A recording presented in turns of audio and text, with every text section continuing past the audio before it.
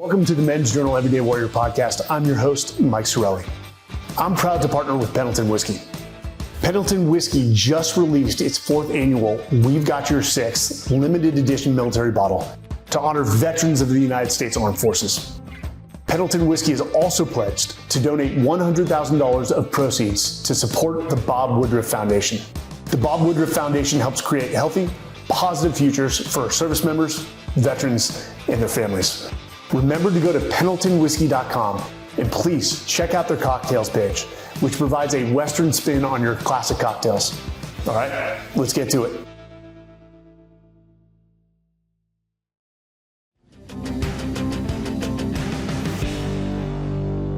Welcome to the Men's Journal Everyday Warrior podcast. I'm your host, Mike Sarraille.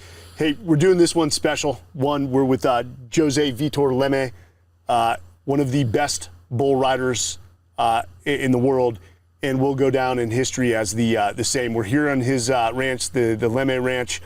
First off, I love the gate where it says World Champion. I don't have any title, but I'm going to have to come up with a new gate that says something cool. Hey man, first off, thank you for inviting us into your home. I know you're a private person. People are always reaching out for media appearances. So giving us the time, man, I'm hopeful, appreciative for that. I will say we did get to meet in Austin when Tim Kennedy and myself spoke to the Austin Gamblers, which you're the team captain and you were the number 1 pick. There was something about you because G-Man and JJ had told me about you, where you seem like you're very little talk, all action. You're not boastful. In a way, and I'm saying this as a compliment, like you just seem laser focused as to what you want. You just have very little time for bullshit. So. Yeah, first, thanks for coming out and thanks for doing this, and let's, try explain a little bit about my story for the fans, for all the people who's watching. And my gate, it's gonna be open for y'all, whenever you guys wanna come here to do it again. And yeah, man, I'm not a good talker. I'm kind of shy with the cameras and stuff like that.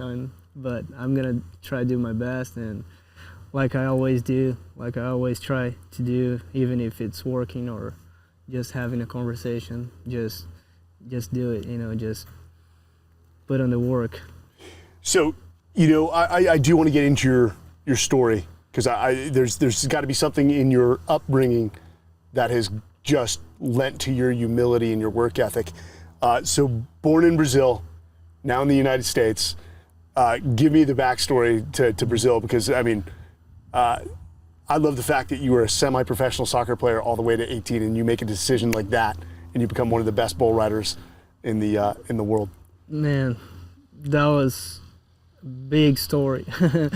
Like, a big change to, since I started ride bulls. My dad, he was a bull rider, and I always had that on my mind, on my blood, on my life, watching him riding bulls.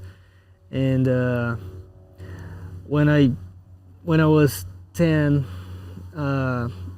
he had some bucking bulls, and he started working with bucking bulls, and I started riding the calves, yearlings, young bulls, and that's where I start, ride something, not real bulls, but yearlings. And when I was 12, 2 years after I started ride calves, my dad and my mom, they got divorced, and we had to sell everything, all the bulls, and we had a little bit dark time on that moment. And I stopped riding and I started play soccer. That's when I started play, and I had to move to a different town.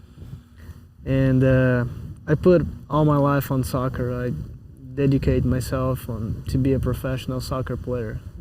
That's what I had on my mind on that moment. And I was doing good. I almost get professional soccer player, but I was almost there, and I think God knocked on my door and say, hey, I think I have something different for you, you know, because I was not making money on that. Mm-hmm. And I was living with my mom and my grandmom, and I got a little sister, and I was the only one working at home on that moment, and I had to put, you know, food on her house because I was the man. And you know, my friends, they invite me to go some jackpots, we call jackpots, some tournaments, little tournaments, bull riding tournaments.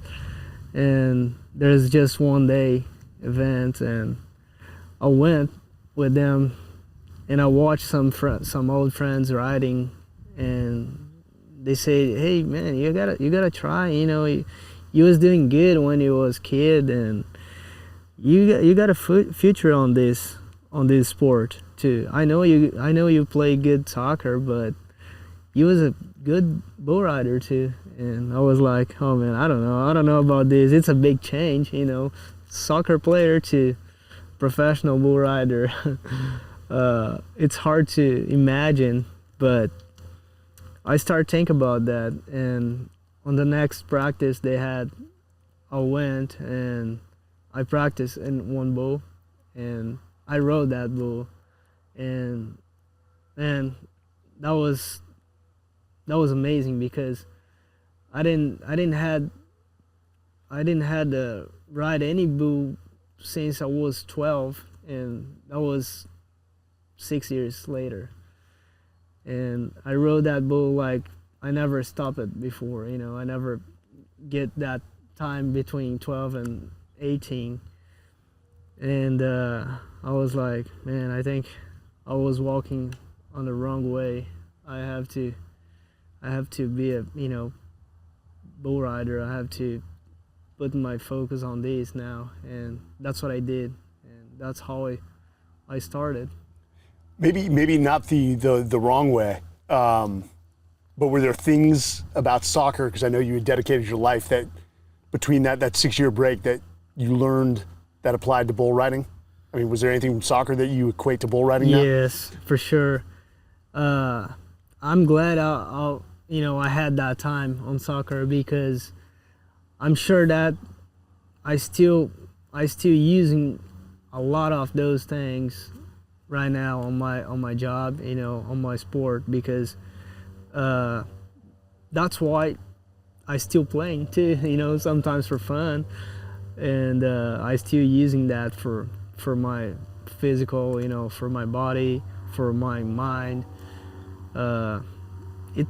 There's some things similar, like you have to, you know, have a quick feet, you have to have a quick mind, you know, think fast, because on the bull you cannot lose a second, and on the soccer it's the same thing. You have to, you know, have a quick mind. So you had to have been in a lot better shape when you came back to bull riding than most of the bull riders. Yes. Just from what position in soccer did you focus on? Midfielder. Midfielder. Yeah. So you were running the length the whole time. Whole time.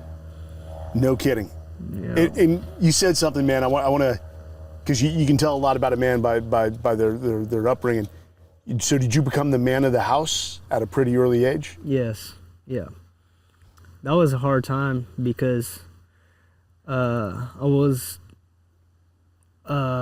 moved with my mom. I was 12, and that was very hard, but that teach me a lot of things, you know, how to be a man. You know, I was young, but I had to work. I had to start think about my life on different ways, and I learned a lot of good things with that, because I think if that don't happen, maybe I was not here today. Maybe I wasn't have this mindset now, you know, and that helped me grow like a man. So when you made that leap to back to bull riding, what was the first competition you won? the first professional competition I won, that was in 2016. That was my first year riding professionally, and my career was so fast because, like you said, I was in shape, because I was coming from soccer and my body was so perfect, to ride. I was ready. I just needed, to fix some things on bull riding, but my body was, ready to go. Yeah. And I started so good, and when I start go every weekends to the events, that was like these so fast, and I finished good on the events, and I think I won 2 events on my first year. And that was, in Brazil it's so hard because we have so many talents, on the bull riding too. And for me, on the first year, win two good events, 2 big events. That was amazing, especially because the events I won, we had a lot of other professional bull riders over there too, professional big names, and yeah. Man, I was so happy, and that was a quick start for me. In terms of the money, was that, did you start to see a life changing? Nah, not too much, not yet, but for sure that was a start, no, it doesn't change a lot because in Brazil it's so hard for, you leave just riding bulls, you need to have something else to do, but that was a good start for me, for sure, because I didn't have anything and I started winning a couple money. Man, that was good. I already started put some things on my house, with my mom, and help my mom, my family. That was a good moment for me. At that point, were your mom, your grandmother, and your little sister like, go, just keep doing it, go? They saw it. Yeah, when I started, they don't want they don't wanted me to ride bulls. They wanted me to keep playing soccer, because I was almost there to be a professional. And when I said, "Hey, Mom, I think I'm gonna be a bull rider. I'm not gonna be a professional soccer player," she said, "Oh my goodness, what are you thinking about? What are you talking about? It's a big change. I don't want you to get hurt. I don't want to lose you. I want my son alive." And I was like, "Man, Mom, God will protect me. He's always with me. So I'm gonna make this decision, and I'm sure big things will come." Is your mom still around? Yes. Is she still concerned? No, yeah. Now she agreed with me. She said, "Yeah, I was wrong, but I just wish the best for you." And now I know that feeling she had before, because I have a son. And yeah. I don't wanna have my son riding bulls. Honest to God, I'm sure you would be inwardly happy or proud if your son became a bull rider, but deep down, Yeah. are you trying to change the status of your family so he never has to? Yeah, man, it's, if I have to tell him something, if I have to tell him to do any sport, I'm not gonna tell him to be a bull rider. Yeah. Because I know all the risks, and I had a lot of, bad experiences riding bulls, but it's my life, so I don't want any of those things happen with him. Yeah. How many friends have you lost in this sport? Or seen just get messed up? Man, a lot of messed up, but a couple years ago I lost a really close friend of mine. He was like, really close, and we lost him. it's not easy, because you always know the risk, you always know that can happen, but you never expect it. You never expect to happen, especially with somebody very close to you or with you, But that can happen. So that's why I always, have God with me, because it's not only how great you are, how good you are on your job. You need to have God with you, because you're not gonna step on your feet every ride. You're not gonna step on your feet every trip. So is that a big part of your life, your faith? yes, always. Since I started, all on the soccer, when I started bull riding, I always had a lot of faith, because for me, there's no reason we are here now without God's plan, That's what I trust, and that's what I think. What does your wife think when she sees you get on the bull? She's got to be terrified. Well, when we met, I was doing bull riding already, and she's already, she already know all the risk, but I'm sure she's always, it's kind of nervous, to watch someone riding. I know that because when I watch my friends riding and something happening with them, it's terrible, and you always, cheer for a good ride and for his step on his feet and get out of there like clear with nothing injury, but it's hard because those bulls, they just want to buck you off. They just want to take you out of them. For a lot of the listeners, what's the average weight of the bulls in competition? Man, they're heavy. That's a lot. I don't know the average, but they could be anywhere from like 1,200 to 1,800. Yes, for sure. It's insane. Easy to get on a beast like that. It just, I could say, when you guys do that, I'm like, God, that is fucking stupid. Mm-hmm. Like, what human would ever put themselves on the back of their beasts? Yes. They're freaking beasts, dude. Yeah. Do you think deep down, when you get on their backs, like the only thought in their head is, I want to hurt this person, I want to get this person off as violently as possible? I didn't say hurt them, but just, take it out of me, because there's something, different on, it's like if you put somebody on your back, you're not gonna like it. You're not gonna, you're gonna want to take it out of that. If something is,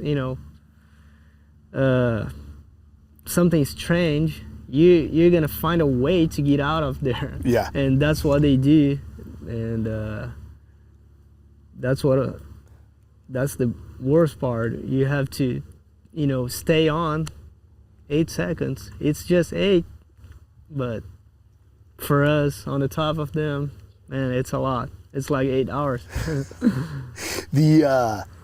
When you step into the cage and you mount that beast, is it you versus the bull, or is it you versus you in your mind?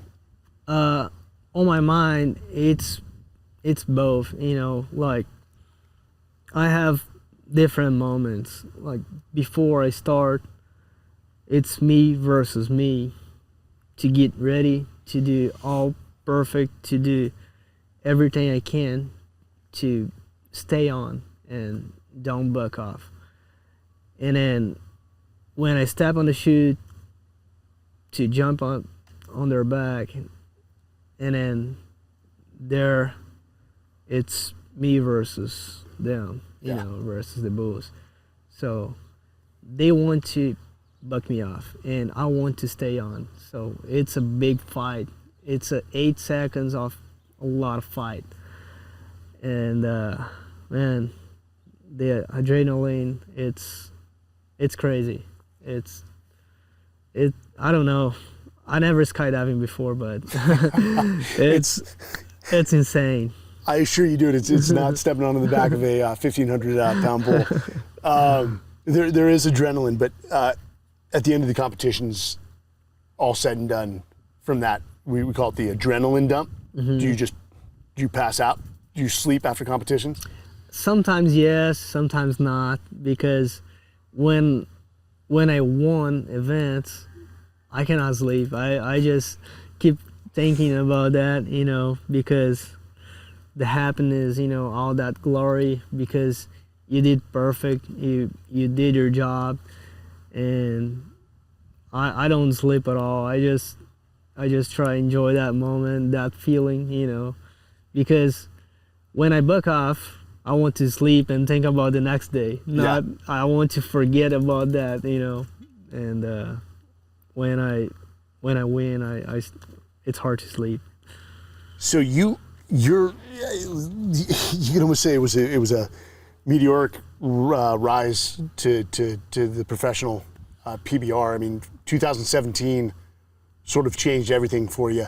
You won the Brazilian PBR. Yes. You became the Rookie of the Year, and then was it less than 1 year later you found yourself competing in the U.S.? Nah, man. Like I said, that was so fast, because I started riding professionally in 2016. 2017, I won the nationals in Brazil. Mm-hmm. I was the Rookie of the Year. I jumped on a plane and came to USA without speaking English, without, I didn't know nobody. I just came to ride a booth on the World Finals, and I won the World Finals. I won the Rookie of the Year. Yep. I won the last event. I finished 7th on that year with just one event in the whole season. And man, that was crazy, because I never expected that. I knew that will come one day, but not that fast. Because I knew that because I was working so hard, and I always had a goal in my mind to do something like that. But I didn't know that was gonna be that fast. So you're in the U.S. You're learning the language, and your English is much better than my Portuguese. So well done. How did you find Decatur, Texas? Because I know there's a Brazilian bull riding, sort of community here. But who was the first one to approach you and said, "Hey, come to Decatur," and really sort of help get you set up? Yeah, that was a kind of fun story, because when I came to here, I didn't know where I was gonna stay.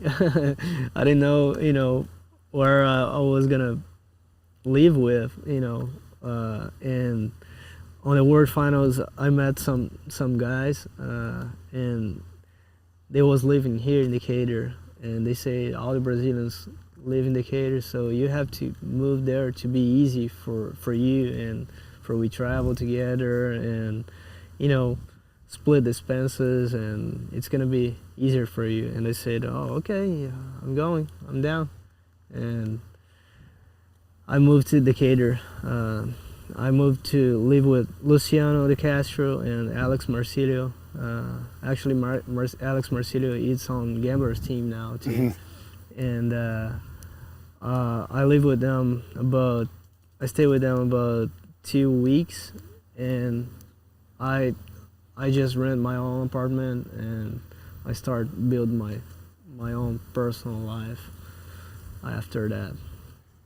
So, have you are you married at this time, or were you dating? No, I was dating my wife, and she was in Brazil, and we stayed away from each other for 3 months since I came to here. And I said, "Hey, come here, baby," because it's hard to stay away from you. Yeah.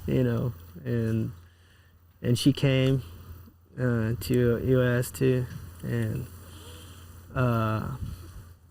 we was living in an apartment, and a couple months after that we got married, and we start build our life. We bought this property, and we are here now. 2020, 2021, defining years for you. You walked away with the championship back to back and put yourself in a very small category. Yeah. Because only 2 other Brazilians have won 3 championships Yes. before. Yeah. Man, that was a dream come true, you know, because ever since I started ride bulls, or ever since I started do anything in my life, I always had this mentality, you know, not be just one more. I want to be different. I want to be special, you know. If I want to do something, I'm going to do my best to be the best. And when I won my first world title, I was ready, you know. I was expecting that because I had 2 past years in 2018 and 19. I finished second, and in 2020 that was like the redemption for me. Yeah. Because I finished second 2 years in a row, and I finally got my first world title. And man, like that was like I took 200,000 pounds off my back because I was working so hard for that, and I finally did it. So after that, I was so light, you know, and I was look like 5 feet tall because I was feeling good, and my dream come true, and I was feeling great, and I won again on the next year, and with all the issues I have during the year, some injuries, I stayed a lot of events out. That was hard because I was watching those guys riding pretty good, and I cannot do anything, but I bet you don't like to sit on the sidelines. No, I don't like to stay out, but that was a good moment too for me because I stay with my family, with my son, you know, and I always try to take something good from the bad parts. Yeah. Because I don't like just stay worried about, you know, oh man, I'm out, I cannot do anything, I'm gonna lose. No, I try to stay positive, you know, and think about the future. And that's what I did, and I finished good. I won again. I broke 2 records. I broke more than that, like maybe 4 records on the season. Most round wins, most 90 points, most event wins on single season, the highest score of the history of PBR, twice on the same year.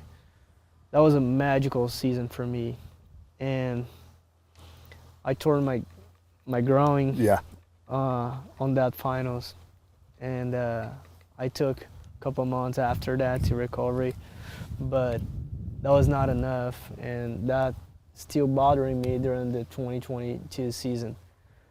But I still doing good on 22 season, and I was almost there. I was like very close to win my 3rd one and to be the first one to win 3 in a row. And I got injured on the finals, like night before everything over. Not just an injury, 4 broken ribs and a partially collapsed lung. Yeah, I think that was the darkest time, you know, the worst time of my life, because on that moment, I was like, I don't know if I can make it. I don't know if I'm gonna survive after this, because I never felt pain like that on my life before. I already had broken ribs before 2 times, and on the last time it was the worst. It was also because of the lung? Yes. Just Also trying to because- breathe? Yes. Yep. I've never had any of that. I've heard breaking the ribs are excruciating. Yeah. Yeah, man, that was terrible. And on that moment, you start think about your life, about your family. You be like, man, what I'm doing, riding these bulls, they can kill you. Yeah. I don't know if I want to keep doing that. I can die doing that. But that is only on the heat, on the moment, on that right after you get an injury or something like that. After that, I was like, oh no, I have to keep doing that, because I didn't finish yet. I still have goals. Is it true that 48 hours later after that injury, you attended the draft for the new PBR team series in person to assist with the Austin Gambler selections? Yeah. That was crazy, because I was in the hospital, and I was so worried about it, because I didn't know if they was gonna pick me, because I was injured. I almost died on that arena, and I didn't know if they will believe on me. I don't know if they was gonna trust on my job after that. So you wanted to walk in to the yeah, draft? for sure. I was like, I have to go there and show them I'm ready. I know I'm not ready, but I will be. And I just walked there with my wife and my friends, and that was a great moment for me. I'm assuming a lot of people are like, stay in bed, you don't have to go. Yes. But yeah. Yeah, that's what they say, But man, I knew that was gonna be good, especially because that was their first ever draft, the first draft ever, and that was gonna be special, and be the first pick ever Of the draft. And you were. And yeah, and I was. Are you? I'm starting to see a little bit of a pattern. Once you're set, you've got your mind set on something. Can anyone talk you out of it? No. Yeah, I'm like that, So like, bullheaded in a way is what we Yes. call it. Yeah. Yeah, I have that, but sometimes it's good. As your wife learned to pick her battles, like up, he's got his mind set. I'm not even going to say anything. Or does she speak her mind? Yeah, she tried, but I didn't change it. Yeah.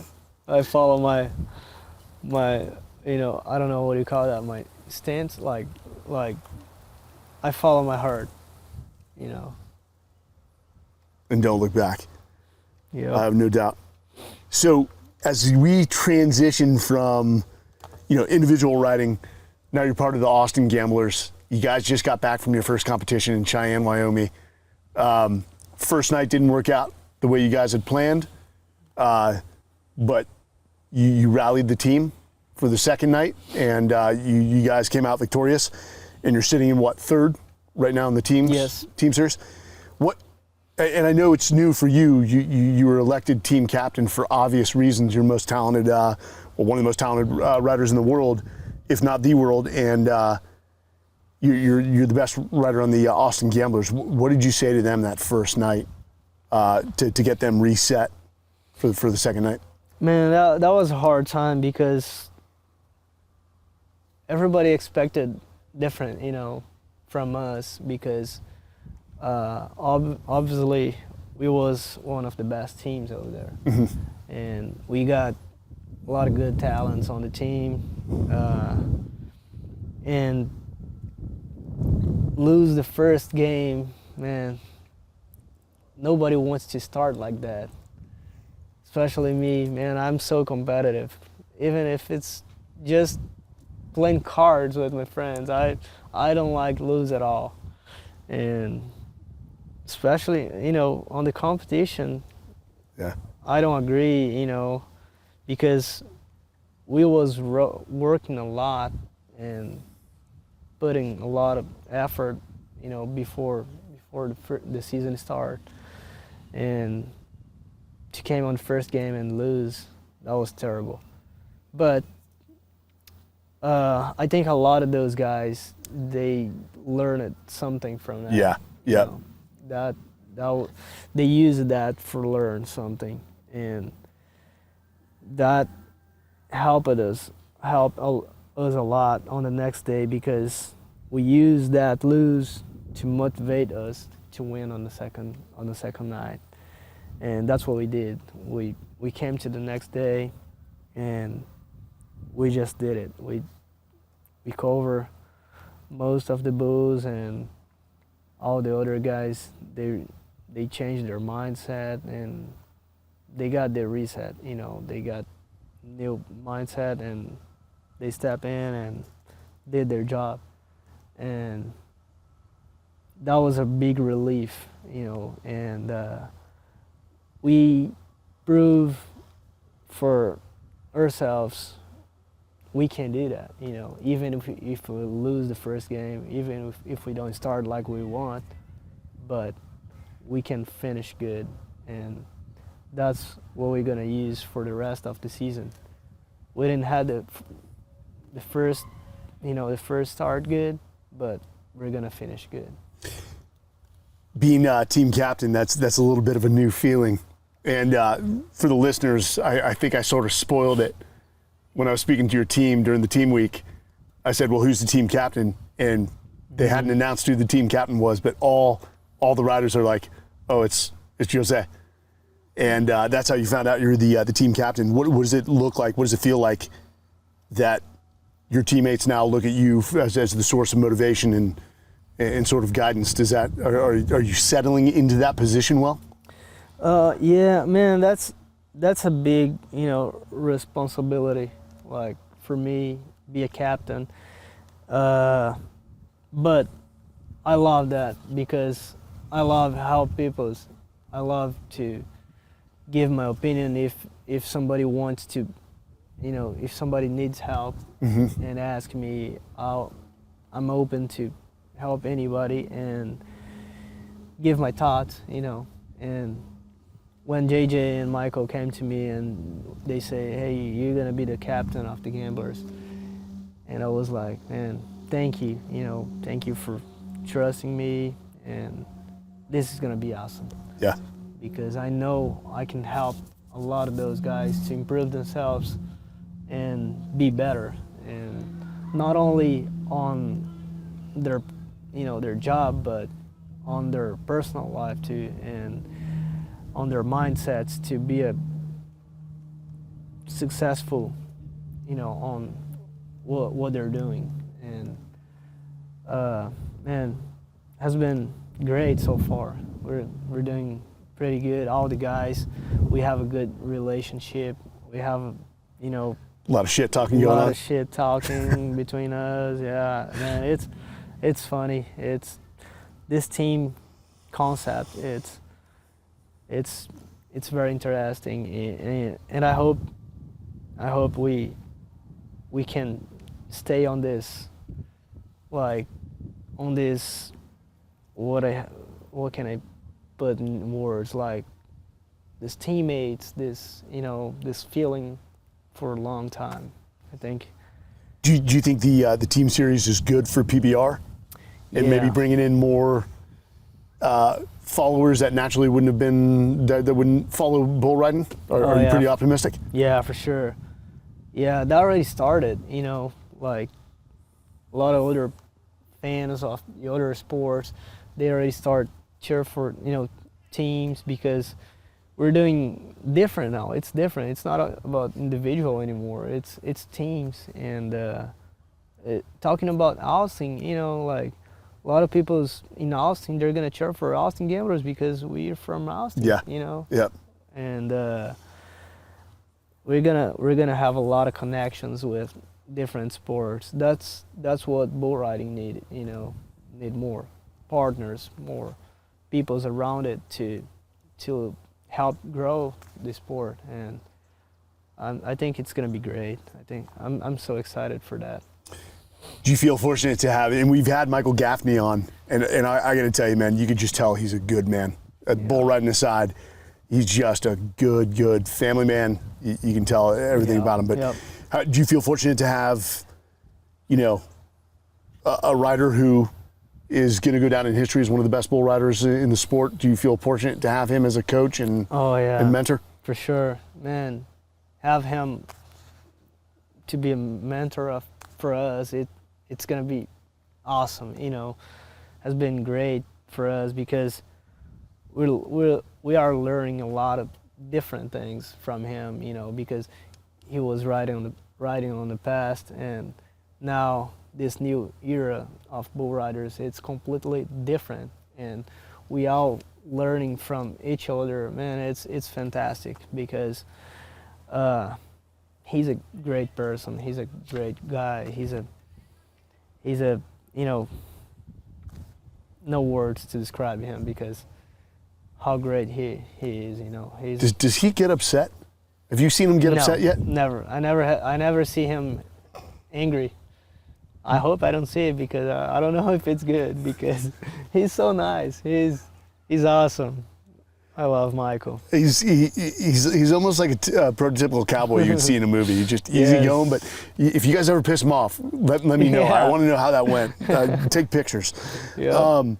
So, dude, naturally, I want a few things I want to touch on before we close, but the nature of bull riding, people don't stay in the sport, into their late 30s. I mean, there's a few bull riders that make it to the 37, 39, but they're rarities compared to the most.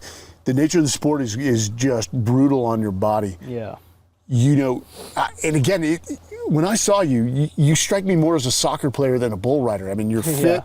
You can tell you don't have many distractions.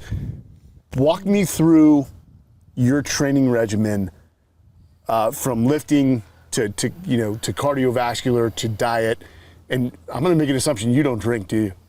Sometimes. Sometimes? Yeah, but just sometimes. I was drinking more before, but now I'm completely focused on my body, on my professional career, and now I don't drink at all now. So what are you doing for workouts when you're not practicing on the bull? We do a lot of functional training, a lot of agility, because you don't want to get too muscles on your body. You don't want a lot of muscles. You want to be a flexibility, have flexibility and be fast, because bull riders, they cannot be heavy, they have to be light and very active, like on agility to dance with the bulls, because it's a dance, That's what I do, every morning. We start our training at 6 a.m. and we have a personal trainer, Jim Bowie. He do all this stuff. He's a great guy. He take care of us, not only doing trainaments, but on the therapy too. He's a great therapist. And and I notice you say we. Are a few of the boys join you in the morning? The team? Yeah, the team. We got almost 50% of the team lives around here, and we all go together on the gym, and we all work out together like a team. And some of those guys who lives far from here, sometimes they came and spend a week with us to have that relationship and practicing and hang out together, to have that spirit, of team. And that's what we do, Now, that's why this team deal, I think it's going to be great for everyone on all the teams, because that is pushing you to be better, to improve yourself, because you want to be better. You want to help your team. It's not only about you. You know, the consequences, it's not only about you. If you lose, it's not only you, it's the whole team. So nobody wants to see your teammate losing. Yeah. And that's why it's going to help a lot, I think. Yeah. I haven't been in that environment. You feel like all the eyes are on you if that happens. What about diet, man? What are you doing in terms of food? Not too much. I like eat a lot. But I eat more during the night to, for the next day, because we work out early in the morning, and I don't like work out hungry. So I eat good on the night. During the lunch, I just eat something light to, just stay the rest of the day. But I normally eat better on the night before sleep. Yeah. Now, in terms of, and we spoke about this, you're sort of unorthodox in the way that, even if you have a competition during the weekend, you'll get on a bull on Wednesday, which a lot of guys don't do. Because I'm assuming they figure why take the risk and get hurt before a competition, but you're different in the mind that you like to get in the saddle. Yeah. Man, it's not only about improve yourself riding bulls, it's about your mindset.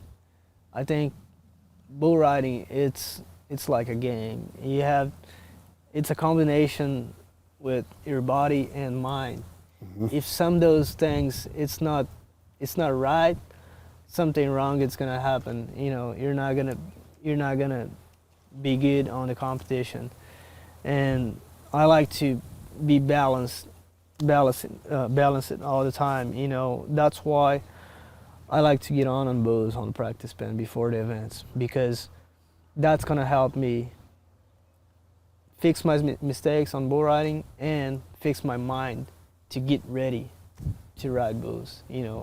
It's like if you have to go somewhere on a war, you're gonna practice before. You're gonna do a lot of things to be ready for that.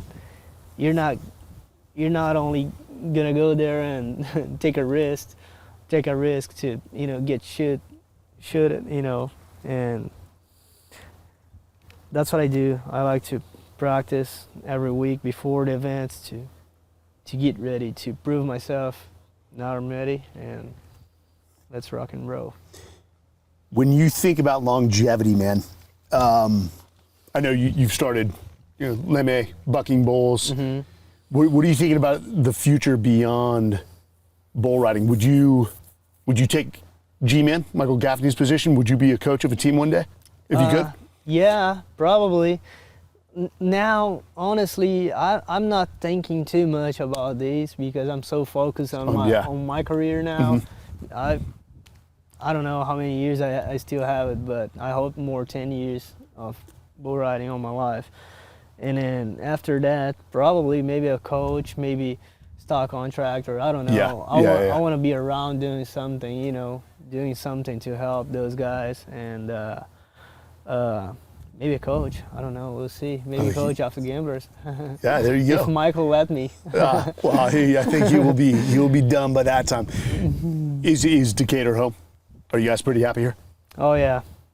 We have a good community here. A lot of friends. We hang out together. We do a lot of stuff together. We're like a Brazilian family here. Yeah. Yep. I do have to ask you this. I know you love Brazil. Do you love the United States as well? Oh yeah, for sure. Man. Now, here's my life. I started my life here. I have everything.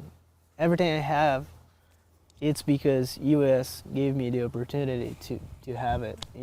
I'm so proud to be in United States, and now I'm thinking about be a citizenship. To start work on my papers to get a citizenship. Do it. Yeah, do it? I will. Yeah. I will for sure. Well, was your son born in the United States? Yeah. So he's a citizen. American. Yeah. He's American. So, yeah, I don't know. I don't know after I retired if I'm going back to Brazil, but probably not. What does your wife say? She's kind of, she don't know yet. 50-50? Yeah, 50-50. So we always end our podcast with two basic questions. First one is, what are those things that have led to the majority of your success? Those things that you consider to be the keys to who you are? Is it like hard work, discipline? What are the things in your mind that if your son was looking at you and said, Dad, what are the 3 things I need to do to be successful in life? What would you tell him? Man, first thing, God. God. For me, that's the first thing ever for me. That's what I put on my life, and first thing is God. Second, be better every day. Try to do something to improve yourself every day. Yeah, I love that. You know, like, be better than you, not be better than anyone. Just be better, because one day you're gonna be the best. But first, you have to be better than yesterday. Yeah. And then, you know, never give up. Just believe in yourself, because if I did it, I'm sure anyone can do that too. But you have to pay the price. You have to work hard and never quit, never give up. God, be better than the day before. Yep. And never give up on yourself. Always believe. I love that. That's powerful.